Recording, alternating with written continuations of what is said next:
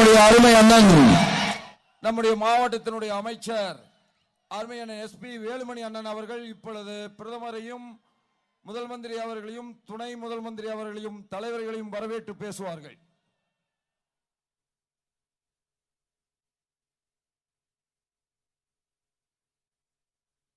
மாண்புமிகு புரட்சித் தலைவி அம்மாவுடைய நல்லாசியுடன் நம்முடைய கொங்கு நாடாம் கோவை மாவட்டத்திற்கு வருவதற்குரிய மாண்புமிகு பாரத பிரதமரும் மீண்டும் பாரத பிரதமராக பதவியேற்கக்கூடிய மாண்புமிகு நரேந்திர மோடிஜி அவர்களையும், அதே போல கொங்கு நாட்டு தங்கம் நம்முடைய பல்வேறு திட்டங்கள் தந்த 50 ஆண்டு காலத்தில் இல்லாத வளர்ச்சி தந்த மாண்புமிகு தமிழ்நாடு முதலமைச்சர் அண்ணன் எடப்பாடி அவர்களையும், அதே போல பாண்டி நாட்டு தங்கம் தமிழ்நாடு முதலமைச்சர் பல்வேறு திட்டங்கள் தந்த அருமையண்ணன் ஓபிஎஸ் அவர்களையும், இங்கு இருக்கக்கூடிய அனைத்து கூட்டணி கட்சியினுடைய தலைவர்களையும், மாண்புமிகு மின்சாரத்துறை அமைச்சர், கால்நடைத்துறை அமைச்சர், துணை சபை அனைவரையும், இங்கு இருக்கக்கூடிய கூட்டணி கட்சியுடைய தலைவர்கள், பொறுப்பாளர்கள் அத்தனை பேரையும் வருக வருக என்று வரவேற்று, நிச்சயமாக நம்முடைய இங்கு இருக்கக்கூடிய கோவை நாடாளுமன்றம், அதே போல பொள்ளாச்சி நாடாளுமன்றம், நீலகிரி நாடாளுமன்றம், திருப்பூர் நாடாளுமன்றம், ஈரோடு நாடாளுமன்றம், அது மட்டுமல்ல 40 நமதே என்று சொல்லி கண்டிப்பாக நம்முடைய கூட்டணி மெகா கூட்டணி பல்வேறு திட்டங்களை நாம் தான் செய்திருக்கிறோம். அதாவது புரட்சித்துறை அம்மாவுடைய திட்டங்களும் சரி, 50 ஆண்டு காலத்தில் இல்லாத வளர்ச்சி மத்திய அரசும் அதே போல அம்மாவுடைய அரசும் செய்திருக்கிறது என்று சொல்லி இந்த சிறப்பான நிகழ்ச்சிக்கு வந்திருக்கூடிய அனைவரையும் வருக வருக வரவேற்று விடுவேன். நன்றி, வணக்கம்.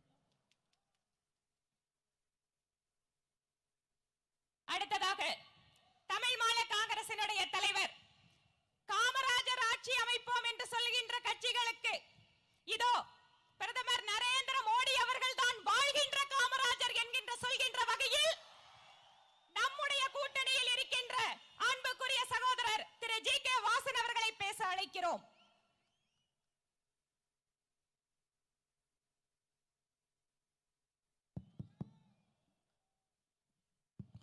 Most respected Prime Minister Thiru Modi ji, I take immense pleasure in welcoming you on behalf of over 6 crore Tamilians.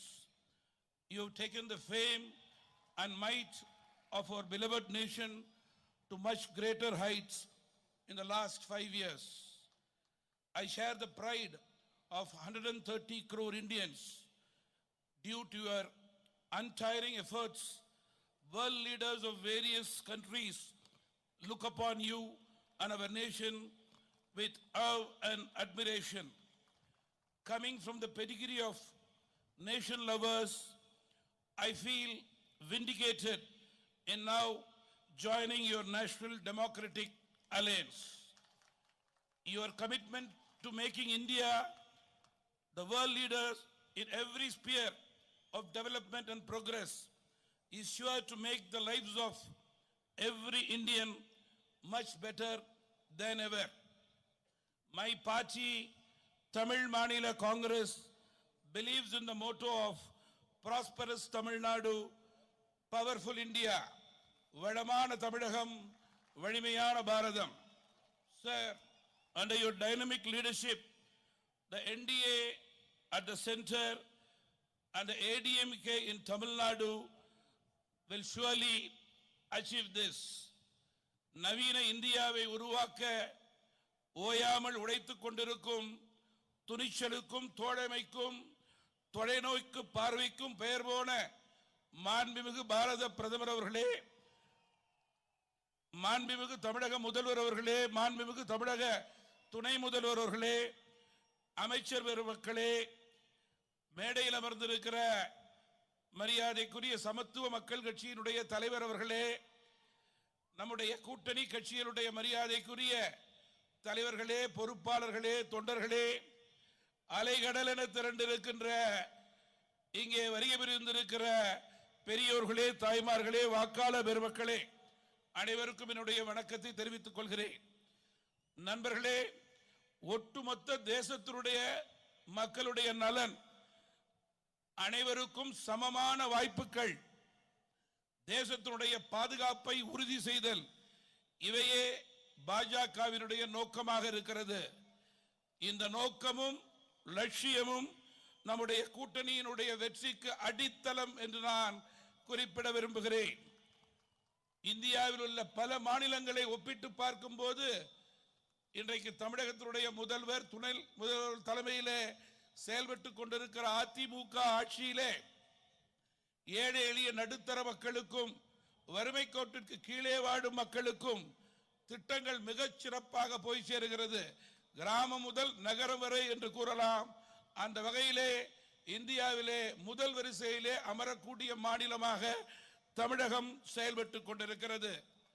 தமிழகத்தில் உள்ள முக்கிய துறைகளான கல்வி, விவசாயம் போன்ற துறைகளில் உள்ள நியாயமான பிரச்சனைகளை சுமூகமாக தீர்க்கக்கூடிய வகையிலே நம்முடைய கூட்டணி கட்சிகள் மத்திய அரசிடம் தொடர்ந்து கோரிக்கையும் வலியுறுத்தவும் செய்யும்.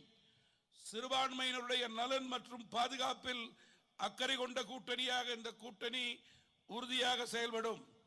நண்பர்களே, பாஜக, அதிமுக மற்றும் கூட்டணி கட்சிகளுக்கு இடையேயான ஒத்த கருத்து, ஒருங்கிணைந்த செயல்பாடு, இணக்கமான சூழல், இதன் காரணமாக தமிழகத்தில் வரும் காலங்களிலே தங்கு தடையின்றி தாமதமின்றி திட்டங்கள் மக்களை வந்து சேரும். வலிமையான பாரதத்தை உருவாக்க திறமையின் அடிப்படையிலே பிரதமராக திரு மோடி அவர்கள் வர வேண்டும் என்பதற்காக தேசிய ஜனநாயக கூட்டணியும் அதிமுக கூட்டணியும் மக்களை சந்தித்துக் கொண்டிருக்கிறோம். ஆனால் பிரதமர் வேட்பாளர் யார் என்பதை அறிவிக்க முடியாமல் குழப்பமான நிலையிலே முரண்பாட்டினுடைய மொத்த வடிவமாக திமுக காங்கிரஸ் கூட்டணி இன்றைக்கு செயல்பட்டுக் கொண்டிருக்கிறது. ஆகவே மக்கள் விரும்பும் கூட்டணி நம்முடைய கூட்டணி, மக்கள் எதிர்பார்ப்பை நிறைவேற்றக்கூடிய கூட்டணி நம்முடைய கூட்டணி. இதற்கு நேர் மாறாக மக்கள் ஏற்க மறுக்க முன்வராத கூட்டணி இந்த திமுக காங்கிரஸ் கூட்டணி. அது உறுதியாக தோல்வியை சந்திக்கக்கூடிய கூட்டணி. இறுதியாக நண்பர்களே, பலமான நாடாக, பாதுகாப்பான நாடாக இந்தியா திகழவும் தமிழகத்திலே அனைத்து துறைகளிலும் தரமான வளர்ச்சி தொடரவும் வளமான தமிழகமும் வலிமையான பாரதம் ஏற்படவும் ஒன்றுபடுவோம், செயல்படுவோம், வெற்றி பெறுவோம் என்று கூறி நம்முடைய சிபி ராதாகிருஷ்ணன் அவர்களுக்கு இந்த தொகுதி வாழ் மக்கள் தாமரை சின்னத்திலே வாக்களிக்க வேண்டும். ஈரோடு, திருப்பூர், பொள்ளாச்சி, நீலகிரிஸ் சேர்ந்த வாக்காளர் பெருமக்கள் அதிமுக வேட்பாளர்களுக்கு இரட்டை இலை சின்னத்திலே வாக்களிக்க வேண்டும் என்று அன்போடு கேட்டுக்கொண்டு விடைபெறுகிறேன். வணக்கம்.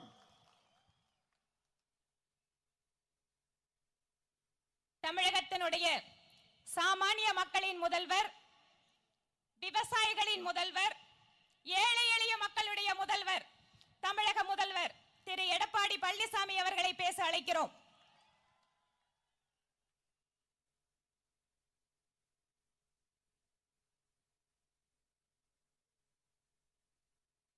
மாண்புமிகு இதய தெய்வம் புரட்சித் தலைவி அம்மா தெய்வத்தை வணங்கி இந்த சிறப்பான தேர்தல் பிரச்சார கூட்ட நிகழ்ச்சியை கலந்து கொண்டு வேட்பாளர்களை அறிமுகம் செய்து இந்த பொதுக்கூட்ட நிகழ்ச்சியை சிறப்புரையாற்ற வருகின்றிருக்கின்ற மாண்புமிகு பாரத பிரதமர், மதிப்புக்கும் மரியாதைக்கும் உரிய திரு நரேந்திர மோடிஜி அவர்களே, மாண்புமிகு துணை முதலமைச்சர் அண்ணன் ஓ பன்னீர்செல்வம் அவர்களே, மற்றும் இங்கே நிகழ்ச்சியில் பங்கு பெற்றுகின்ற மாண்புமிகு அமைச்சர் பெருமக்களே, சட்டப்பேரவை துணைத் தலைவர் அவர்களே, நாடாளுமன்ற உறுப்பினர்களே, நாடாளுமன்ற மேலவை உறுப்பினர்களே, வருகின்ற சட்டப்பேரவை உறுப்பினர்களே, இந்த நிகழ்ச்சியிலே கலந்து கொண்டு சிறப்பித்துக் கொண்டிருக்கின்ற கோவை, நீலகிரி, பொள்ளாச்சி, திருப்பூர், ஈரோடு நாடாளுமன்ற தொகுதியிலே போட்டியிடுகின்ற நம்முடைய வெற்றி வேட்பாளர்களை மற்றும் நிகழ்ச்சியிலே பங்கு பெற்றுகின்ற நம்முடைய கூட்டணி கட்சியைச் சேர்ந்த அனைத்து தலைவர் பெருமக்களே, வரி வந்திருக்கின்ற அனைத்து இந்திய அண்ணா திராவிட முன்னேற்ற கழகத்துடைய நிர்வாகிகள் மற்றும் கூட்டணி கட்சியைச் சேர்ந்த நிர்வாகிகளே, தலைவர் பெருமக்களே, வருகின்றிருக்கின்ற பெரியோர்களே, தாய்மார்களே, வாக்காளர் மக்களே, பத்திரிகையாளர்களே, ஊடக நண்பர்களே, அத்தனை பேருக்கும் பணிவான வணக்கத்தை இந்த நேரத்திலே சமர்ப்பித்து, இன்றைய தினம் கோவையிலே நடைபெறுகின்ற மிகப்பெரிய தேர்தல் பிரச்சார கூட்டம். இந்த கூட்டத்திலே கிட்டத்தட்ட 5 நாடாளுமன்ற உறுப்பினர்களை அறிமுகம் செய்து மாண்பு பாரத பிரதமர் அவர்கள் அவர்களுக்காக வாக்கு சேகரிக்க வருகின்றிருக்கின்றார்கள். இன்றைக்கு தென்னிந்தியாவின் மான்செஸ்டர் என்று புகழ்பெற்ற கோவை நாட்டின் மீது பற்று கொண்டுள்ள நாம் இங்கே ஒன்று கூடியிருக்கின்றோம். நாட்டில் நிலையான ஆட்சி, திறமையான பாரத பிரதமர், வலுமிக்க பாரத பிரதமர், மாண்புமிகு பாரத பிரதமர் நரேந்திர மோடி அவர்கள் மீண்டும் பாரத பிரதமராக வருவதற்காக நடைபெறுகின்ற மிகப்பெரிய பொதுக்கூட்டம் நம்முடைய கொங்கு மண்டலத்திலே. நமது கூட்டணியை பொறுத்த வரைக்கும் பிரதமர் வேட்பாளர் மாண்புமிகு பாரத பிரதமர் நரேந்திர மோடி அவர்கள் என்று அறிவித்து விட்டோம். அதே நேரத்திலே எதிரணியில் இருக்கின்றவர்கள் தேடி தேடி பார்த்து பிரதமரை பார்க்கின்றார்கள். இதுவரை பிரதமரை கண்டுபிடிக்க முடியவில்லை. ஆனால் தமிழ்நாட்டில் இருக்கின்ற திராவிட முன்னேற்ற கழகத்துடைய தலைவர் மட்டும் காங்கிரசுடைய தலைவர் திரு ராகுல் காந்தி அவர்கள் எங்களுடைய பிரதமர் வேட்பாளர் என்று குறிப்பிட்டிருக்கின்றார். ஆனால் அவரோடு இருக்கின்ற கூட்டணியில் இருக்கின்ற அங்கம் வைக்கின்ற கட்சிகளெல்லாம் அதை ஏற்றுக்கொள்ளவில்லை. ஒவ்வொரு மாநிலத்திலும் ஒவ்வொருவரும் பிரதமராக வேண்டும் என்று நிலைப்பாட்டில் இருக்கின்ற காரணத்தினாலே அங்கே ஒரு ஒற்றுமை இல்லை. ஆகவே இதுவரை இந்தியாவில் இருக்கின்ற பல்வேறு மாநிலத்தில் இருக்கின்ற கட்சியுடைய தலைவர்களெல்லாம் பிரதமர் வேட்பாளர் யார் என்றே சொல்லாமல் இன்னைக்கு நாடாளுமன்ற தேர்தலை சந்தித்துக் கொண்டிருக்கின்றார்கள். அவர்களுடைய அணி சொல்வதெல்லாம் தேர்தல் முடிந்த பிறகு பிரதமரை தேர்ந்தெடுப்போம் என்று. ஆனால் நம்முடைய அனைத்து இந்திய அண்ணா திராவிட முன்னேற்ற கழக தலைமையில் அமைக்கப்பட்ட கூட்டணி பாரத பிரதமர் மீண்டும் பாரத பிரதமராக வர வேண்டும், அவர்தான் பாரத பிரதமர் வேட்பாளர் என்று அறிவிக்கப்பட்டு விட்டோம்.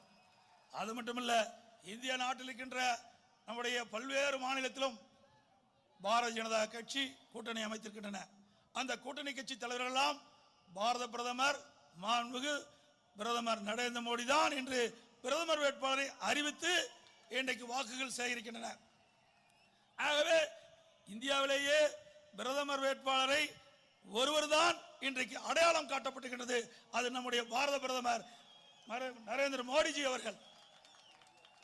130 கோடி மக்கள் வாழுகின்ற இந்த மிகப்பெரிய தேசத்திலே ஒருவரைத்தான் பாரத பிரதமர் என்று நாம் சொல்லியிருக்கின்றோம். மற்ற எதிர்க்கட்சிகள் எல்லாம் யாரும் சொல்லவில்லை. ஆனால் ஸ்டாலின் மட்டும் ஒருவர் தான் சொல்லியிருக்கிறார். அவருடைய கருத்தை யாரும் அவருடைய கூட்டத்தில் இருக்கின்ற தலைவர்களை ஏற்றுக்கொள்ள வேண்டும் என்பதை இந்த நேரத்தில் தெரிவித்து, ஆகவே மக்கள் ஏற்றுக்கொண்டு விட்டார்கள். தேர்தல் வந்த பிறகு நல்ல அறிவிப்பு நமக்கு கிடைக்கும். தேர்தலிலே வெற்றி நம் பக்கம் இருக்கின்றது. கிட்டத்தட்ட நம் வேட்பாளர்கள் தமிழகத்தை பொறுத்த வரைக்கும் பாண்டிச்சேரி உட்பட 40 இடங்களில் 40 வெற்றி பெறும். நம்முடைய கூட்டணி 40 இடங்களிலும் 40 வெற்றி பெறும். சட்டமன்ற இடைத்தேர்தலில் 18க்கு 18 வெற்றி பெறும். அதே போல இன்றைய தினம் பல்வேறு திட்டங்களை நம்முடைய பாரதிய ஜனதா கட்சியின் சார்பாக மக்கள் நலனுக்காக அறிவிக்கப்பட்டிருக்கின்றார்கள். இன்றைக்கு விவசாயிகளுக்கு 6000 ரூபாய் வருடந்தோறும் வழங்கும் என்ற அறிவிப்பு சிறந்த அறிவிப்பு. விவசாயிகள் வாழ்க்கையிலே ஒளியேற்ற திட்டம். அதே போல விவசாயிகளுக்கு 1 லட்சம் வரை வட்டில்லா கடனாக அறிவிக்கப்பட்டிருக்கின்றார்கள். சிறு குறு விவசாயிகளுக்கு ஓய்வூதியம் வழங்கப்படுவதாக அறிவித்திருக்கின்றார்கள். ஆகவே இதையெல்லாம் விவசாய பெரும் மக்களின் நலனை கருதி அறிவிக்கப்பட்ட அற்புதமான திட்டம். இது விவசாயிகள் மத்தியிலே மிகப்பெரிய வரவேற்பை பெற்றுள்ளது என்பதை நேரத்திலே தெரிவித்து, அதே போல நதிகள் இணைப்புக்காக அதற்கும் திட்டம் அறிவித்திருக்கின்றார்கள். ஆகவே அப்படி நதிகள் இணைப்பு திட்டம் வருகிற பொழுது தமிழ்நாடு வளர்ச்சி பெறும். கோதாவரி காவிரி நதிநீர் இணைப்பு திட்டம் இதன் மூலமாக நிறைவேறுவதற்கு வாய்ப்புள்ளது. அப்படி இந்த திட்டம் நிறைவேறுகிற பொழுது டெல்டா பாசன விவசாயிகளுக்கு குறிப்பிட்ட காலத்திலே தேவையான நீர் கிடைக்கும். வேளாண் பெருமக்கள் அவர்கள் உரிய காலத்திலே நடவு செய்வார்கள், தகுந்த விளைச்சலை பெற முடியும். லாபகரமான தொழில் செய்கின்ற ஒரு சூழ்நிலையை இன்றைக்கு பார்க்கக்கூடிய சூழ்நிலை இருக்கிறது என்பதை நேரத்தில் சுட்டிக்காட்டி, அதே போல இன்றைய தினம் திராவிட முன்னேற்ற கழக ஆட்சியிலே 2G ஸ்பெக்ட்ரம் மூலம் இன்றைக்கு தமிழகத்திற்கு தலைகுனிய வைத்தது அந்த திராவிட முன்னேற்ற கழக இருந்த அமைச்சர். அவை இன்றைக்கு ஒட்டுமொத்த இந்தியா மட்டுமல்ல, இன்றைக்கு உலக அளவிலேயே தமிழர்களை தலைகுனிய வைத்தது இந்த 2G ஸ்பெக்ட்ரம் மூலம். அதே அப்படிப்பட்ட ஊழல் செய்தவர்கள் இன்றைய தினம் ஊழலை பற்றி விமர்சனம் செய்து கொண்டிருக்கின்றார்கள். நாட்டு மக்கள் அத்தனை பேரும் தேர்தலை நோக்கி பார்த்து கொண்டிருக்கின்றார்கள். தேர்தலிலே நல்ல தீர்ப்பை வழங்குவார்கள் என்று இந்த நேரத்தில் தெரிவித்து, மாண்புமிகு புரட்சித் தலைவர் அம்மாவுடைய அரசை பொறுத்த வரைக்கும் விவசாயிகளுடைய நலன் காக்கப்படுகின்ற அரசாக இருக்கின்றது.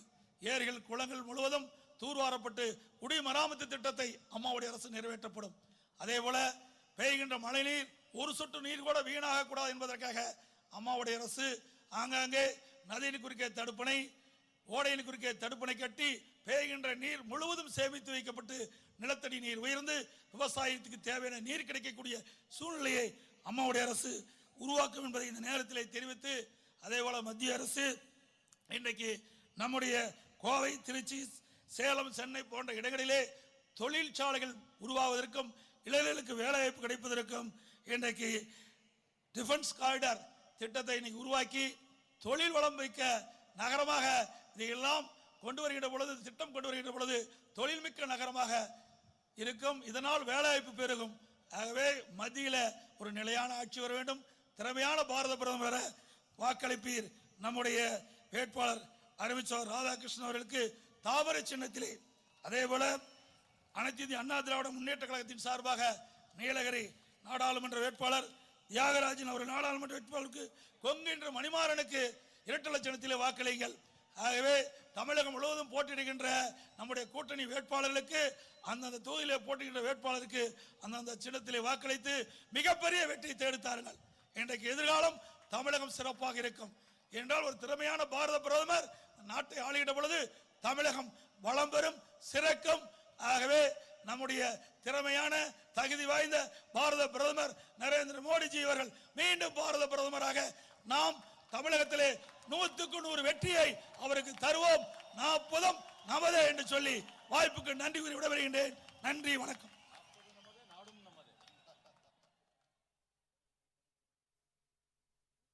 இந்திய நாட்டில் மட்டுமல்ல, சர்வதேச நாடுகளில் எந்த நாட்டில் காலடி வைத்தாலும் அந்த நாட்டில் ஒரு அதிர்வலைகளை உருவாக்கி கொண்டிருக்கக்கூடிய நம்முடைய வருங்கால பிரதமர் மரியாதைக்குரிய நம்முடைய திரு நரேந்திர மோடி அவர்கள் அடுத்ததாக உரையாற்றுவார். அவருடைய உரையை நம்முடைய மாநில பொதுச் செயலாளர் திரு KS நரேந்திரன் அவர்கள் மொழிபெயர்ப்பார்.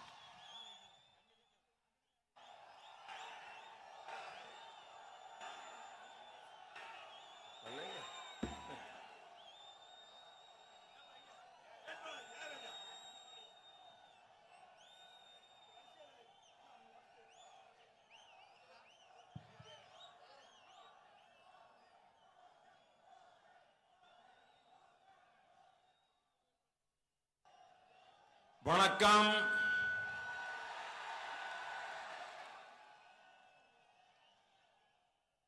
தமிழ் மக்களுக்கு என்னோட அன்பான வணக்கம்.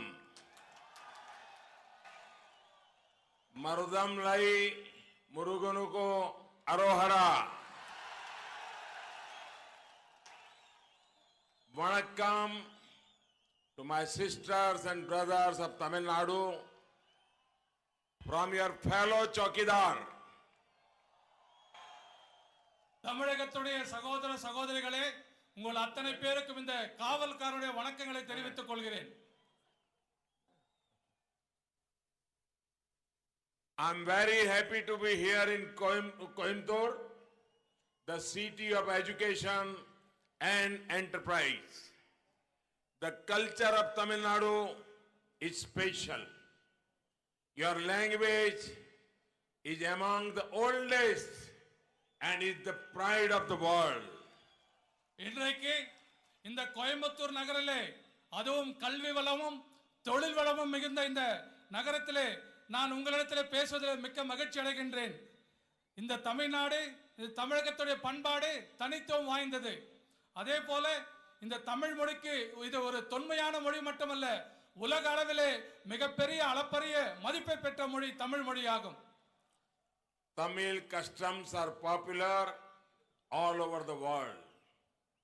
In a few days from now, Punthadu will be celebrated. I convey my greetings to all of you. தமிழர் பண்பாடு உலகம் முழுவதும் பிரசித்தி பெற்றதாகும். இன்னும் ஒரு சில நாட்களிலே நாம் இங்கே தமிழ் புத்தாண்டை கொண்டாட இருக்கின்றோம். என்னுடைய மனமார்ந்த வாழ்த்துக்களை உங்கள் அத்தனை பேருக்கும் தெரிவித்துக் கொள்கிறேன். I also pay homage to the great MGR and Amma Jayalalitha ji. Their thoughts continue to guide us. நான் மேலும் புரட்சி தலைவர் எம்ஜிஆர் அவர்களுக்கும் அம்மா ஜெயலலிதா அவர்களுக்கும் என்னுடைய வணக்கங்களை தெரிவித்துக் கொண்டு அவருடைய எண்ணங்கள் நம்மை வழிநடத்தும் என்பதையும் சொல்லிக் கொள்கிறேன்.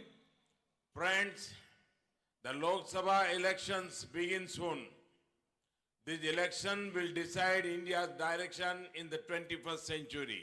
நண்பர்களே, பாராளுமன்ற தேர்தலானது மிக அருகிலே வந்துவிட்டது. இந்த தேர்தல், இந்த பாராளுமன்ற தேர்தல் 21வது நூற்றாண்டிலே இந்த நாடு எவ்வாறு செல்ல போகிறது என்பதை வழிகாட்டும் ஒரு தேர்தலாக இருக்க போகின்றது. These elections are a contest between pro-people work of NDA and anti-people agenda of opposition. NDA's commitment of a stable government versus the opposition's desire for an unstable government so that they can enjoy power. இந்த தேர்தலானது இரண்டு கட்சிகளுக்குமான, இரண்டு கூட்டணிகளுக்குமான ஒரு போட்டியாக இருக்க போகின்றது. மக்களுக்காக பாடுபடுகின்ற தேசிய ஜனநாயக கூட்டணி ஒரு பக்கம், மற்றொரு பக்கம் மக்களுக்கு எதிராக இருக்கின்ற எதிர்கட்சிகள் அத்தனை ஒரு பக்கம். அது மட்டுமல்ல, நம்முடைய தேசிய ஜனநாயக கூட்டணி கட்சியானது ஒரு நிலையான அரசாங்கத்தை ஆட்சி செய்ய வேண்டும் என்று விரும்புகிறது.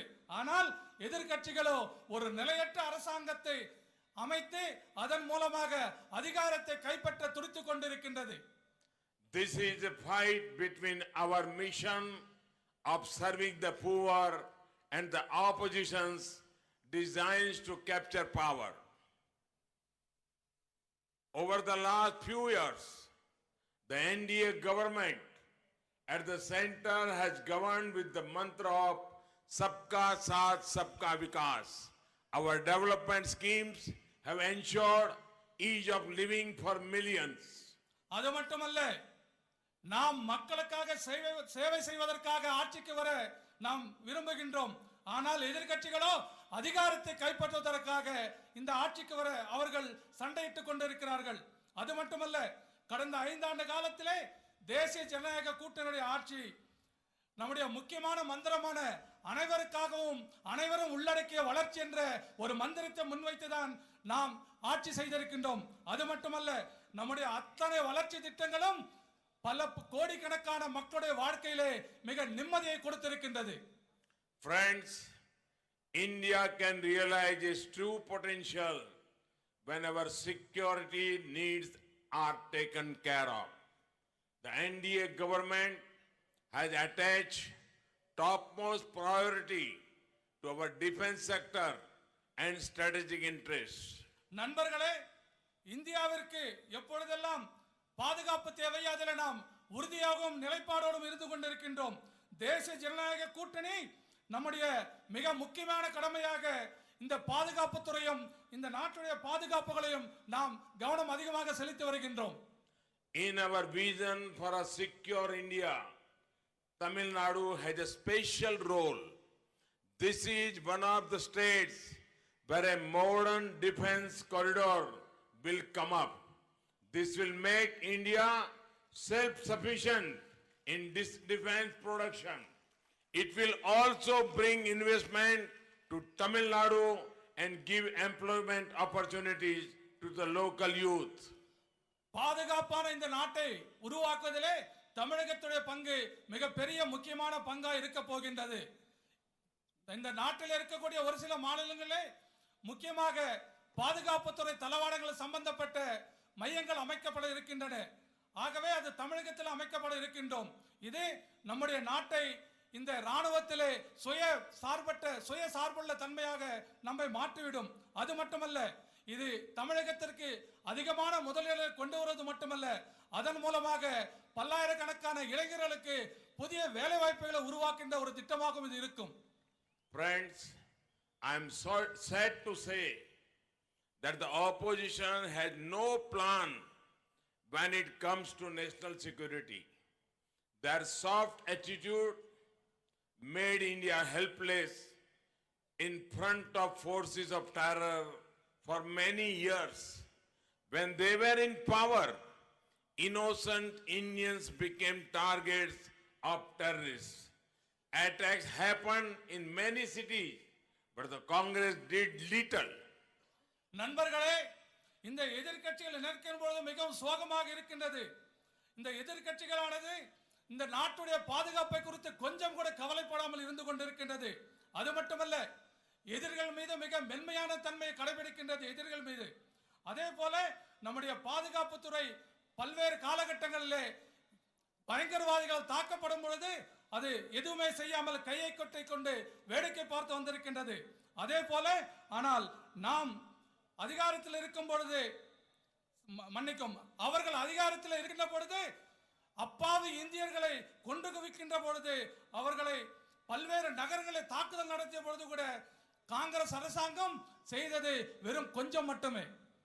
Your own city saw a deadly terror attack in February 1998. The weak manner in which the United Front, Congress government at the center, and the DMK government in Tamil Nadu reacted is known to you all. நண்பர்களே, உங்களுடைய கோயம்புத்தூர் நகரத்திலே 1998 ஆண்டு பிப்ரவரி மாதத்தில் நடந்த குண்டுவெடிப்பை நம்மால் மறக்க முடியாது. அந்த சமயத்தில் இந்த நாட்டை ஆண்ட காங்கிரஸ் கட்சியும் இங்கே ஆண்ட திராவிட முன்னேற்ற கழகம் எப்படி செயல்பட்டது, மோசமாக செயல்பட்டது என்பது நமக்கு நன்றாக தெரியும். Today's India is different. Anyone who dares to attack India will get a strong response. We will pay back in the same coin and with compound interest. நண்பர்களே, இன்றைய இந்தியா பழைய இந்தியா இல்ல, இது புதிய இந்தியா, இது மாறுபட்ட India.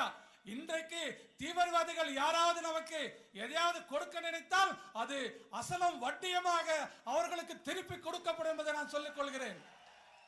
Friends, I just do not understand our friends in the opposition.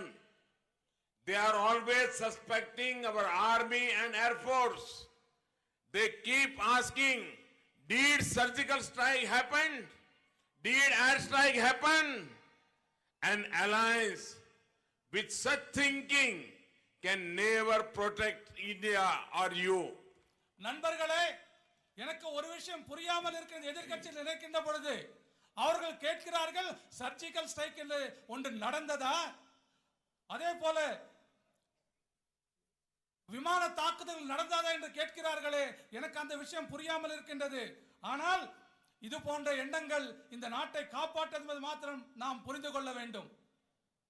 Friends, these days the opposition has started asking, why is Modi talking about nationalism? Friends, it is a crime to be a nationalist. நண்பர்களே, இப்பொழுதெல்லாம் எதிர்க்கட்சிகள் கேட்கின்றது, மோடி ஏன் இப்பொழுது தேசியத்தை பற்றி பேசிக் கொண்டிருக்கிறார்? நண்பர்களே, நான் கேட்கிறேன், தேசியத்தை பற்றி பேசுவது அது அவ்வளவு பெரிய குற்றமா? I want to tell the opposition, it is our nationalism that ensured every Indian family has a bank account. It is our nationalism that inspired us to launch the world's largest healthcare program, Ayushman Bharat. 50 crore Indians will benefit from Ayushman Bharat. நண்பர்களே, எதிர்க்கட்சிக்காரர்கள் நான் சொல்லிக் கொள்ள விரும்புகின்றேன், இந்த தேசிய தன்மைதான் ஒவ்வொரு இந்தியருக்கும் அவர்களுக்கு வங்கியிலே கணக்குகள் ஆரம்பிப்பதற்கு உதவியாக இருந்தது. இதே தேசிய தன்மைதான் அத்தனை பேருக்கும், இந்த நாட்டில் இருக்கக்கூடிய 50 கோடி பேருக்கும் ஆயுஷ்மான் பாரத் என்கின்ற சுகாதார திட்டத்தை நம்மால் கொடுக்க முடிந்தது.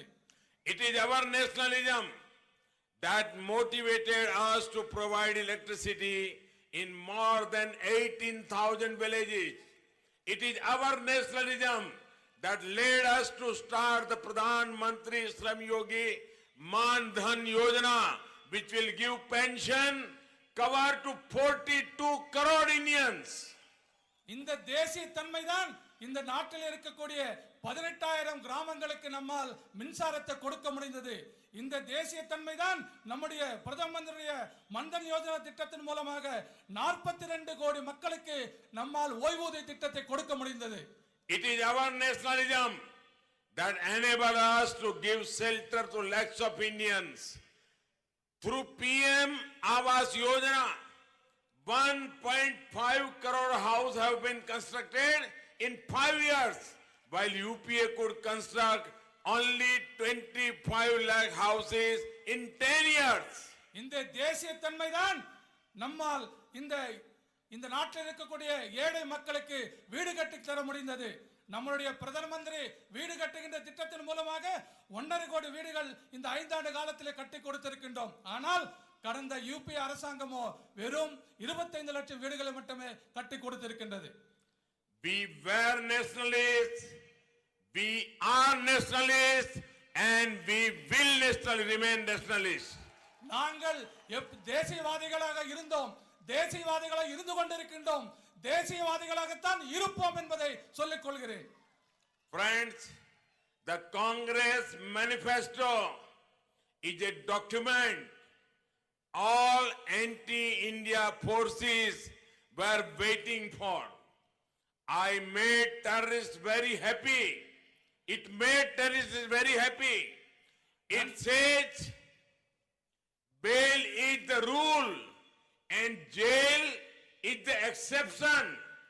I was shocked to read this, but when I saw that the recounting minister headed the manifesto committee, I was not surprised. After all, getting bail is important for his own existence, and do not forget his bosses are also on bail for tax fraud. நண்பர்களே, காங்கிரஸ் கட்சியினுடைய தேர்தல் அறிக்கை பார்த்தேன். அதிலே இந்தியர்களுக்கு எதிரான சக்திகளுக்கு மிகவும் அவர்களுக்கு தேவையான அம்சங்கள் எல்லாம் அதில் இருந்திருக்கிறது. அதே போல பயங்கரவாதிகளுக்கு அது மிகப்பெரிய சந்தோஷத்தையும் கொடுத்திருக்கின்றது. அவர்கள் அந்த அறிக்கையில சொல்லியிருக்கிறார்கள், பெயில் வாங்குவதுதான் இந்த எங்களுக்கு ஆட்சிக்கு வருகின்றோம், அதே போல ஜெயிலில் இருப்பதெல்லாம் எங்களுக்கு ஒரு கணக்கே இல்லை என்று சொல்லுகிறார்கள். அது மட்டுமல்ல, எனக்கு மிகவும் அதிர்ச்சியாக இருந்து கொண்டிருக்கின்றது. நம்முடைய ஊரை சேர்ந்த ரீகவுண்டிங் மினிஸ்டர் மறு வாக்கு எண்ணிக்கை மந்திரியாக இருந்தவர் இந்த தேர்தல் அறிக்கையினுடைய தலைவராக அந்த குழுவில் இருந்தது. அதனால் எனக்கு மிகப்பெரிய ஆச்சரியத்தை ஏற்படுத்தவில்லை. அது மட்டுமல்ல, அவருக்கு தேவையெல்லாம் எப்படியாவது ஜாமீன் பெற வேண்டும், அவர் எப்படியாவது வெளியில இருக்க வேண்டும், அதுதான் அவருடைய நோக்கம். அது மட்டுமல்ல, மற்றொன்றை நாம் மறந்துவிடக் கூடாது. அவர்களுடைய தலைவர்கள் கூட வரி வைப்பு அதனுடைய குற்றத்திற்காக இன்னைக்கும் ஜாமீன்ல தான் இருந்துட்டு இருக்காங்க. Friends, India's middle class has a great role in India's success. While the NDA government is working towards broadening the progress for middle class, Congress and DMK have plans for burdening the middle class. நண்பர்களே, இந்தியாவில் இருக்கக்கூடிய மத்திய தர குடும்பங்கள் தான் இந்த நாட்டுடைய வெற்றிக்கு மிகப்பெரிய காரணமாக இருந்து கொண்டிருக்கின்றது. ஆகவேதான் நம்முடைய தேசிய ஜனநாயக கூட்டணி ஆட்சி செய்கின்ற பொழுது மத்திய தர குடும்பத்தினருக்கு அவர்கள் வளர்ச்சி பெறுகின்ற வகையில் நாம் திட்டங்களை தீட்டினோம். ஆனால் காங்கிரசுக்கும் திராவிட முன்னேற்ற கழகத்திற்கும் அது போன்ற திட்டங்கள் இல்லாதது மட்டுமல்ல, மத்திய தர குடும்பங்களை நசுக்குவதுதான் அவருடைய பணியாக இருந்து கொண்டிருக்கின்றது. Congress manifesto does not even mention the middle class once. I repeat, not even once. காங்கிரசுடைய தேர்தல் அறிக்கையிலே எந்த ஒரு இடத்திலும் கூட நடுத்தர குடும்பங்களை பற்றி ஒரு வார்த்தை கூட குறிப்பிடவில்லை. நான் மீண்டும் சொல்லுகிறேன், எந்த இடத்திலும் ஒரு வார்த்தை கூட குறிப்பிடவில்லை. A vote for Congress and DMK is a vote for higher taxes. I am not saying this. Their own leaders are saying so. The philosopher and guide of the Congress president described the middle class as selfish. He said it clearly they have to pay more taxes. அதே போல இந்த காங்கிரசுக்கும் திராவிட முன்னேற்ற கழகத்துக்கும் வாக்களித்தால் அது மீண்டும் மக்கள் மீதான வரிகளை அதிகப்படுத்தும் என்பதில் எந்த சந்தேகமும் இல்லை. அது நான் சொல்லவில்லை. அதே அந்த கட்சியுடைய தலைவர்கள் மட்டுமல்ல, அந்த கட்சியை யார் வழி நடத்துகிறார்களோ அவர் சொல்லியிருக்கிற அந்த காங்கிரஸ் கட்சியுடைய தலைவர் அவர் சொல்லியிருக்கிறார், இந்த நடுத்தர குடும்பங்கள் எல்லாம் சுயநலம் மிக்கவர்கள் என்று சொல்லியிருக்கின்றார். ஆகவே அது மட்டுமல்ல, அவர்கள் ஆட்சிக்கு வந்தால் நிச்சயமாக வரிகளை ஏற்றுவேன் என்று சொல்லியிருக்கிறார்கள். Congress hatred for the middle class is not new. The recounting minister said with full arrogance, why is middle class worried on price rise? Congress இது மத்திய நடுத்தர குடும்பங்களை வஞ்சிப்பது காங்கிரஸ் கொன்றும் புதில் அல்ல. அதே போல இந்த ரீகவுண்டிங் மினிஸ்டர் சொல்லக்கூடிய அந்த அமைச்சர் சொல்லிவித்த மோசமான வார்த்தைகளை சொல்லியிருக்கின்றார். அவர் ஏன் இத பத்தி எல்லாம் விலைவாசி உயர்வை பத்தி மத்திய நடுத்தர குடும்பங்கள் ஏன் கவலைப்படணும்னு சொல்லி இருக்கிறார். Friends, NDA will always serve the middle class. We have kept prices under check. Efforts such as Mudra and Startup India will benefit the middle class. Now loans up to rupees 1 crore can be available for MSME in 59 minutes. This is much shorter than the time you would take to reach Chennai. நண்பர்களே, அது மட்டுமல்ல, இந்த தேசிய ஜனநாயக கூட்டணி ஆட்சி எப்பொழுதுமே நடுத்தர குடும்பங்களுக்கு சேவை செய்வதிலே தன்னுடைய முக்கிய பங்காற்றி வருகின்றது. அது மட்டுமல்ல, நாம் விலைவாசி நாம் கட்டுக்குள்ள வைத்திருந்தோம். அதே போல முத்ரா வங்கி மூலமாகவும் ஸ்டார்ட் அப் இந்தியா என்ற திட்டத்தின் மூலமாகவும் நடுத்தர குடும்பங்களுக்கு மிகப்பெரிய உதவிகளை நாம் செய்திருக்கின்றோம். இப்பொழுதெல்லாம் 1 கோடி வரைக்கும் நீங்கள் கடன் வாங்க வேண்டும் என்று சொன்னால், சிறு மற்றும் குறு தொழில்களுக்கான கடன் பெற வேண்டும் என்று சொன்னால் வெறும் 59 நிமிடங்களிலே உங்களால் அந்த கடனை பெற முடியும். இது இங்கிருந்து சென்னைக்கு செல்வதை விட மிக குறைவான நேரம் என்பதை நாம் மனதிலே வைத்துக் கொள்ள வேண்டும். This year's budget has announced that those earning up to rupees 5 lakh annually would not pay income tax. இன்னொன்றை நாம் நினைவிலே வைத்துக் கொள்ள வேண்டும். இந்த ஆண்டு நாம் போட்ட பட்ஜெட்டிலே யாருக்கெல்லாம் 5 லட்சம் வரை வருமானம் இருக்கிறதோ அவர்கள் வரி கட்ட தேவையில்லை என்பதை நாம் சொல்லி இருக்கின்றோம். We will ensure that the hard earned money and talent of the middle class is devoted towards the empowerment of India, not to further vote bank politics of the Congress. நான் உங்களுக்கு மற்றொரு உறுதியை அளிக்கின்றேன்.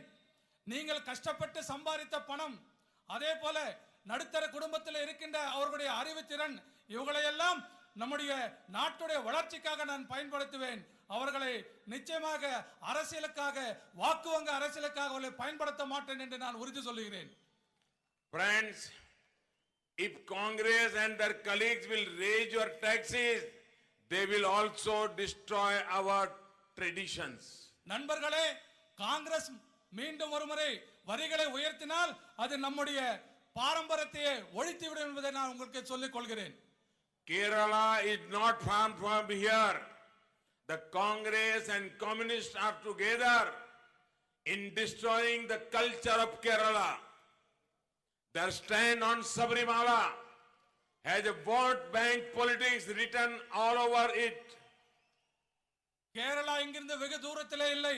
அங்கே காங்கிரஸ் கட்சியும் கம்யூனிஸ்ட் கட்சியும் 2 பேரும் ஒன்றாக சேர்ந்து கொண்டு கேரள மாநிலத்துடைய பாரம்பரியத்தை அங்கே சீரழித்துக் கொண்டிருக்கின்றது.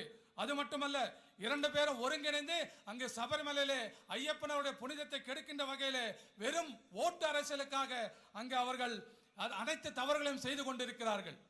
From Coimbatore, I want to tell them the force of the communists will not be enough to destroy our faith. People will never accept the double standards of Congress and their colleagues. BJP stands strongly with the culture and people of Kerala. நான் இந்த கோயம்புத்தூர் மண்ணிலே நின்று கொண்டு சொல்லுகிறேன், இந்த communist கட்சிகள் நீங்கள் என்ன செய்தாலும் எங்களுடைய நம்பிக்கையை உங்களால் அடிக்கவே முடியாது. அதே போல மக்கள் காங்கிரஸ் கட்சியுடைய இரட்டை வேடத்தையும் ஒருபோதும் ஏற்றுக்கொள்ள மாட்டார்கள். பாரதிய ஜனதா கட்சி உறுதியோடு கேரள மக்களுடைய அவர்களுடைய பாரம்பரியத்தை காக்கின்ற வகையிலே அவர்களோடு நிற்போம் என்று சொல்லுகிறேன். Friends, I'm fully sensitive to your needs and assure you, your chokidar will never let honest enterprise down. Small and medium enterprise will always get the support they desire from the BJP and NDA. That is why, based on your feedback, we have made GST simpler and will continue doing so in the times to come. நண்பர்களே, உங்களுடைய உணர்வுகளுக்கு நான் மிகப்பெரிய மதிப்பளிக்கின்றேன். உங்களுக்கு நான் ஒரு உறுதிமொழியை கொடுக்கின்றேன். பாரதிய ஜனதா கட்சி உங்களை எப்பொழுதும் இந்த சிறு மற்றும் குறு தொழில்களை ஒருபோதும் உங்களை கைவிடாத மட்டுமல்ல, நிச்சயமாக உங்களுக்கு என்ன தேவை இருக்கின்றதோ அதை பாரதிய ஜனதா கட்சியும் தேசிய ஜனநாயக கூட்டணியும் நிறைவேற்றும் என்று சொல்லுகிறேன். அது மட்டுமல்ல, உங்களுடைய ஆலோசனையின் பேரிலே தான் இந்த ஜிஎஸ்டி 2-3 முறை நாம் மாற்றி அமைத்து அது மக்களுக்கு பயனளிக்கின்ற வகையிலே அதை எளிமைப்படுத்தி இருக்கின்றோம். We understand the importance of the textile sector and have worked to provide support in all possible ways to the industry. GST issues of the sector have been solved to a great extent and will always be open to suggestions from the sector. நமக்கு நன்றாக புரிகிறது. இங்கு இருக்கின்ற ஆடை தயாரிப்பு நிறுவனங்களுடைய உங்களுடைய பிரச்சனை என்னவென்று நம்மால் புரிந்து கொண்டு உங்களுக்கு நாம் ஆதரவாக நிற்பதற்கு உறுதியோடு இருந்து கொண்டிருக்கின்றோம். உங்களுக்கு இந்த ஜிஎஸ்டி என்பதிலே இந்த பகுதியில் இருக்கக்கூடிய இந்த பிரச்சனைகளை நாம் நிச்சயமாக அதை சரி செய்வதற்காக முழு முயற்சி செய்வோம் என்று அதற்காக உங்களுடைய ஆலோசனைகளை நான் வரவேற்கின்றேன் என்றும் சொல்லிக் கொள்கிறேன். NDA government has given subsidies worth over rupees 7,000 crore to weavers for better machinery. Support is being given to weavers and business units for upgrading power looms. Our 2 lakh looms have been upgraded, out of which almost 60% are in Tamil Nadu. அது மட்டுமல்ல, இந்த தேசிய ஜனநாயக கூட்டணி ஆட்சியானது இதுவரைக்கும் நெசவாளர்களுக்கு 7,000 கோடிக்கும் அதிகமாக உங்களுக்காக நாங்கள் உதவி செய்திருக்கின்றோம். அதே போல உங்களுக்கு கொடுக்கின்ற உதவிகள் உங்களுடைய வளர்ச்சிக்காக, உங்களுடைய தொழிற்சாலைகளை மேம்படுத்துவதற்காக, குறிப்பாக பவர்லூம் என்று சொல்லக்கூடிய அந்த செக்டருக்கு 2 லட்சத்துக்கும் அதிகமான தொழிற்சாலைகள் நாம் அதற்காக முக்கியத்துவம் கொடுத்திருக்கின்றோம். அதிலே 66% தமிழ்நாட்டில் இருக்கின்ற பவர்லூம்ஸ் என்பதையும் நான் சொல்லிக் கொள்கிறேன். Friends, the time has come for women-led development. This is reflected in our work. Out of the 7 crore Ujjwala Yojana beneficiaries, most have been women. Houses under the PM Awas Yojana are allotted in the name of women. The maternity bill was amended during our tenure to give maternity leave of 26 instead of the 12 earlier. நண்பர்களே, இது மகளிருக்காகவும் பாடுபடுகின்ற ஒரு அரசாங்கமாக மகளிர் மேம்பாட்டிற்காகவும் நாம் பல்வேறு திட்டங்களை செய்திருக்கின்றோம். அது நாம் ஏற்கனவே 7 கோடி மகளிருக்கு நாம் இலவசமாக கேஸ் இணைப்பை நாம் இங்கே கொடுத்திருக்கின்றோம். அதுவும் பெரும்பாலான அதிலே வாய்ப்பு பெற்றவர்கள் பெண்கள் என்பதை நான் சொல்லிக் கொள்கிறேன். அதே போல பிரதமருடைய வீட்டு கட்டும் திட்டத்திலே, வீடு கட்டும் திட்டத்திலே கூட அதிகமாக பெண்கள் பெயரிலே தான் இருக்கின்ற வீடுகளுக்கு நாம் கொடுத்திருக்கின்றோம். அதே போல தாய்மார்கள் கருவுற்றிருக்கின்ற பொழுது ஏற்கனவே கடந்த ஆட்சியிலே வெறும் 12 வாரங்கள் இருந்ததை, லீவ் என்பது இருந்ததை இப்பொழுது 26 வாரங்களாக நாம் அதிகரித்திருக்கின்றோம். Friends, Congress and DMK are anti-women parties. Congress leaders have made some of the worst statements against women. நண்பர்களே, காங்கிரஸ் கட்சியும் திராவிட முன்னேற்ற கழகமும் பெண்களுக்கு எதிரான கட்சிகள் என்பதை நாம் புரிந்து கொள்ள வேண்டும். அதே போல காங்கிரஸ் தலைவர்கள் பெண்களை குறித்து மிக மோசமான கேவலமான வார்த்தைகளை பேசியிருக்கிறார் என்பதை நாம் நினைவில் வைத்துக் கொள்ள வேண்டும். DMK is a deeply patriarchal party. Never forget how badly DMK leaders ill-treated Amma Jayalalitha ji. நண்பர்களே, திராவிட முன்னேற்ற கழகம் ஒரு மோசமான கட்சி என்பதில் நமக்கு எந்தவித சந்தேகம் இல்லை. ஒரு விஷயத்தை நம்மால் மறந்துவிட முடியாது. திராவிட முன்னேற்ற கழகத்தின் தலைவர்கள் நம்முடைய அம்மா ஜெயலலிதா அவர்களை எவ்வளவு தரக்குறைவாக பேசினார் என்பதை நம்மால் மறந்துவிட முடியாது. It is shameful that the same leaders who ill-treated her get the place of pride in DMK release. Can such a party ever protect the women of Tamil Nadu? நண்பர்களே, இது மிகவும் திராவிட முன்னேற்ற கழகத்துடைய கூட்டங்களில் தேர்தல் கூட்டங்களில் பேசுகின்ற பொழுது அம்மா அவர்களை மிகவும் மோசமாக பேசி வருகின்றார்கள். அது மட்டுமல்ல, இது போன்ற கட்சிகள் இங்க இருக்கின்ற தமிழ்நாட்டில் இருக்கின்ற மகளிரை காப்பாற்றும் என்று நீங்கள் நம்புகிறீர்களா? Friends, our policies are based on your feedback. While preparing the Sankalpa Patra, our manifesto, we got valuable feedback from the people of Tamil Nadu and other parts of on better use of water resources. நண்பர்களே, நம்முடைய கொள்கைகளானது மக்களிடத்தில் உங்களிடத்தில் வருகின்ற ஆலோசனைகளின் பேரில் தான் நாம் செய்து கொண்டிருக்கின்றோம். அது மட்டுமல்ல, நாங்கள் இப்பொழுது ஒரு உறுதிமொழி பத்திரம் கொடுத்திருக்கின்றோம், தேர்தல் அறிக்கை. அதிலே கூட தமிழகத்திலிருந்து வந்த ஆலோசனை அத்தனை ஏற்றுக்கொண்டிருக்கின்றோம். அதிலே முக்கியமான ஆலோசனையானது எப்படி நாம் நீரை சேகரிப்பது என்பதை குறித்து அதிலே நாம் சேர்த்திருக்கின்றோம். Water shortage is one of the major challenges facing the world. India stands ready to take the lead in solving the issue. Our Sankalpa Patra assured a separate ministry to solve water problems. A special task force would be made to ensure proper use of water resources. அதே போல வருங்காலத்திலே தண்ணீர் பற்றாக்குறை மிகப்பெரிய அச்சுறுத்தலாக இருந்து கொண்டிருக்கின்றது உலகம் முழுவதும். ஆனால் இந்தியா அதை எவ்வாறு சரி செய்வது குறித்து நாம் அதிலே முக்கியமாக பங்காற்றிக் கொண்டிருக்கின்றோம்.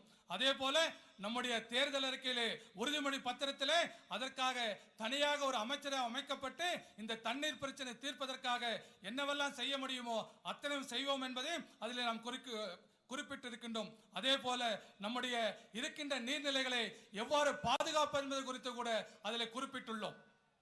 We would be working with a mission mode on cleaning and linking our rivers, strengthening water conservation, using technology for better irrigation methods and rainwater harvesting.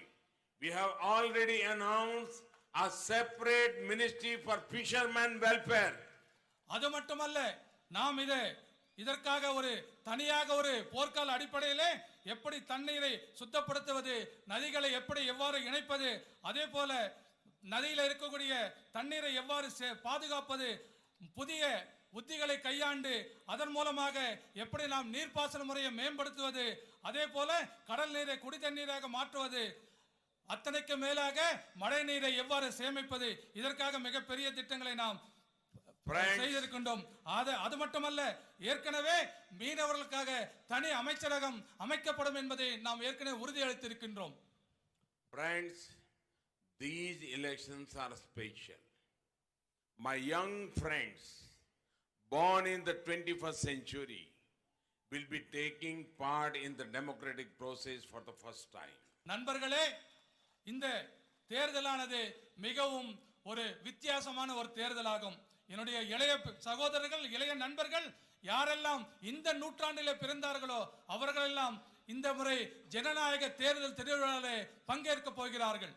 In Tamil Nadu, those who cross the age of 18 will vote on the 18th April.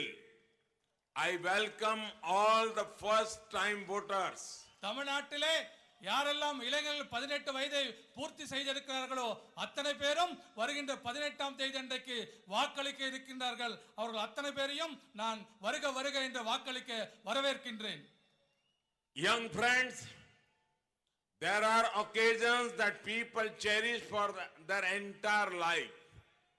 Remember, the first day you went to school, or when you spoke your first word as little children, how happy everyone was. When a youngster gets his or her first salary, there is a tradition to give a part of the salary to a religious place. நண்பர்களே, இந்த இளைஞர்களுக்கு ஒரு சில விஷயங்களை நம்மால் வாழ்நாள் முழுவதும் மறக்க முடியாமல் இருக்கின்ற ஒரு விஷயங்கள் இருந்து கொண்டிருக்கிறது. அதில் முதலாவதாக, என்றைக்கு நாம் முதலாக பள்ளிக்கூடத்திற்கு சென்றோமோ அது நம் நினைவிலே பசுமையாக இருக்கும். அது மட்டுமல்ல, என்றைக்கு நாம் முதலாக பேசினோமோ அதுவும் நம்முடைய நினைவிலே பசுமையாக இருக்கும். இதெல்லாம் நமக்கு எவ்வளவு மகிழ்ச்சி தரக்கூடிய நினைவுகள் என்பதை நாம் புரிந்து கொள்ள வேண்டும். அது மட்டுமல்ல, முதலாக நாம் சம்பளத்தை வாங்குகின்ற பொழுது, மாத சம்பளத்தை வாங்குகின்ற பொழுது அதிலே ஒரு பகுதியை நம்முடைய மத சார்பற்ற விஷயங்களுக்காக நாம் கொடுப்பது எவ்வளவு மகிழ்ச்சியை கொடுக்கும் என்பதை நமக்கு எல்லாருக்கும் தெரியும். Friends, just like people devote their first salary for something pure and memorable, I urge you all to devote your first vote for a higher cause. நண்பர்களே, எப்படி நீங்கள் முதலாக வாங்கிய சம்பளத்தை ஒரு நல்ல காரியத்துக்காக பயன்படுத்துகிறீர்களோ அதே போல உங்களுடைய முதல் வாக்குகளையும் ஒரு நல்ல காரியத்திற்கு பயன்படுத்த வேண்டும் என்று நான் உங்களை கேட்டுக்கொள்கிறேன். Cast your first vote for a better future of the nation. நல்ல நாட்டின் வளர்ச்சிக்காக உங்களுடைய முதல் ஓட்டை நீங்கள் போட வேண்டும் என்று கேட்டுக்கொள்கிறேன். Cast your first vote to strengthen the hands of all nationalists. நீங்கள் இந்த நாட்டிற்கு கூட தேசியவாதியுடைய கைகளை பலப்படுத்துகின்ற வகையிலே உங்கள் முதல் வாக்குகளை நீங்கள் போட வேண்டும் என்று நான் உங்களை கேட்டுக்கொள்கிறேன். Cast your first vote so that the life of the hard working farmer changes for the better. உங்களுடைய முதல் ஓட்டை இங்கே விவசாயிகள் எவ்வாறு சிரமப்பட்டு வேலை செய்கிறார்கள் அவர்கள் மேம்பட அவர்களுக்காக உங்களுடைய வாக்குகளை அளிக்குமாறு உங்களை கேட்டுக்கொள்கிறேன். Cast your first vote for the power of the truth and stability. உங்களுடைய முதலாக நீங்கள் போடுகின்ற வாக்கு இந்த நாட்டுடைய சக்திக்காகவும் இந்த நாட்டுடைய தன்மை கெட்டு போகாமல் இருப்பதற்காக நிரந்தர ஆட்சி இருப்பதற்காக உங்களுடைய வாக்குகளை அளிக்குமாறு கேட்டுக்கொள்கிறேன். Give the message that you believe in development, not divisive and dynastic politics. You will never forget your first vote. Years later, you will always remember that your first vote contributed towards a better India. நீங்கள் ஒரு செய்தியை இந்த நாட்டிற்கு சொல்ல வேண்டும். நீங்கள் நிச்சயமாக இந்த நாட்டை பிரித்தாளுகின்ற குடும்ப அரசியல் செய்து வருகின்றவர்களுக்கு உங்கள் வாக்குகளை அளிக்க மாட்டோம் என்று நீங்கள் உறுதி கொள்ள வேண்டும். அதே போல ஏதோ ஒரு காலத்திலே நிச்சயமாக உங்களால் மறக்க முடியாது, ஆண்டுகள் கழிந்த பிறகு கூட உங்களால் நினைவில் கொள்ள முடியும், ஒரு நல்ல கட்சிக்கு ஒரு நல்ல ஆட்சிக்காக என்னுடைய முதல் வாக்கை அளித்தேன் என்ற பெருமை உங்களுக்கு எப்பொழுதுமே இருக்கும். Friends, 130 crore people of India have great faith in the NDA government. They know that what was impossible earlier is now becoming possible. நண்பர்களே, 130 கோடி இந்தியர்களுக்கு இப்பொழுது தேசிய ஜனநாயக கூட்டணி மீது மிகப்பெரிய ஒரு நம்பிக்கை வந்திருக்கின்றது. அவர்களுக்கு தெரியும், இதற்கு முன்பாக இது போல நடக்க முடியாத விஷயங்கள் எல்லாம் இப்பொழுது சாத்தியமாகிக் கொண்டிருக்கின்றது அவர்கள் அத்தனை பேருக்கும் புரியும். Today, every Indian has become a chowkidar who is standing firm against forces of terror, misgovernance and corruption. நண்பர்களே, இன்றைக்கு ஒவ்வொரு இந்திய குடிமகனும் காவலாளி தான். அவர்கள் அத்தனை பேரும் இந்த நாட்டுடைய தீவிரவாதிகளுக்கு எதிராகவும் இந்த நாட்டிலே தவறான ஆட்சி செய்வதற்கு எதிராகவும் ஊழலுக்கு எதிராகவும் காவல்காரர்களாக இருந்து கொண்டிருக்கிறார்கள். On the 18th, I urge you all to vote in large numbers and bless the NDA. வருகின்ற ஏப்ரல் 18ஆம் தேதி அன்றைக்கு மிக பெரிய அளவில் அத்தனை பேரை நீங்கள் வாக்குச்சாவடிக்கு வாக்களி தேசிய ஜனநாயக கூட்டணிக்கு வாக்களிக்க வேண்டும் என்று உங்களை நான் கேட்டுக்கொள்கிறேன். We will continue working for the nation with greater energy in the times to come. நாம் அத்தனை பேரும் ஒருங்கிணைந்து வருகின்ற நாட்களிலே மிக வலிமையான இந்த நாட்டை நாம் உருவாக்குவதில் அத்தனை பேர் இணைந்து வேலை செய்யும் என்று கேட்டுக்கொள்கிறேன். Thank you for joining today's rally in large numbers. உங்களுக்கு இன்றைக்கு இந்த பொதுக்கூட்டத்திலே மிக பெரிய எண்ணிக்கையிலே நீங்க அத்தனை பேரும் கலந்து கொண்டதற்கு என்னுடைய மனமார்ந்த நன்றியினை தெரிவித்துக் கொள்கிறேன். Narpadum namde, Nadum namde. Bharat Mata ki, Jai Bharat Mata ki, Jai Bharat Mata ki. Jai. Thanks to everybody. Vanakkam.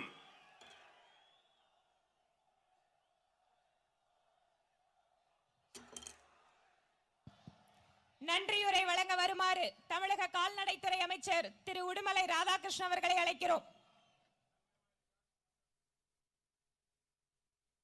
தேசிய ஜனநாயக கூட்டணி வேட்பாளர்களுக்கு சிறப்புரையாற்றுவதற்காக வருகை தந்திருக்கின்ற பாரதத்தினுடைய பிரதமர் மாண்புமிகு நரேந்திர மோடிஜி அவர்களுக்கும், தமிழகத்தினுடைய முதலமைச்சர் அண்ணன் எடப்பாடியார் அவர்களுக்கும், துணை முதலமைச்சர் அண்ணன் OPS அவர்களுக்கும், எங்களுடைய உள்ளாட்சித்துறை அமைச்சர் அன்புக்குரிய அண்ணன் SP வேலுமணி அவர்களுக்கும், வருகை தந்திருக்கின்ற மின்துறை அமைச்சர் அண்ணன் தங்கமணி அவர்களுக்கும்